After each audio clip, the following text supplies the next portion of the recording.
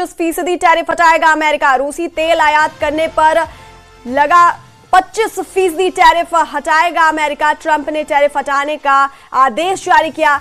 सुबह 10:30 बजे भारत से 25% टैरिफ हट जाएगा। बड़ी खबर इस वक्त की आप तक पहुंचा रहे हैं, जहां भारत पर अतिरिक्त 25% टैरिफ ने हटाने का ऐलान किया गया है अमेरिका की तरफ से। आपको बता दें, रूसी तेल आयात करने पर यह 25% टैरिफ लगाया गया था, जिसे ट्रंप ने हटाने का आदेश जारी किया है। सुबह 10:30 बजे भारत से 25% टैरिफ हट जाएगा। बड़ी खबर इस वक्त की आप तक पहुंचा रहे हैं, जहां पर भारत पर अतिरिक्त 25% टैरिफ हटाएगा अमेरिका। रूसी तेल आयात करने पर अमेरिका की तरफ से भारत पर 25% टैरिफ लगाया गया था और आज सुबह 10:30 बजे भारत से ये 25% टैरिफ हट जाएगा। ट्रंप ने टैरिफ हटाने का आदेश जारी किया है।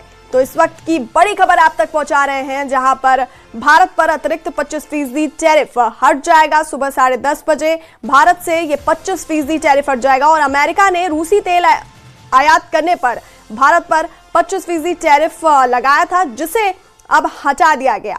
सुबह 10:30 बजे भारत से ये 25% टैरिफ हट जाएगा।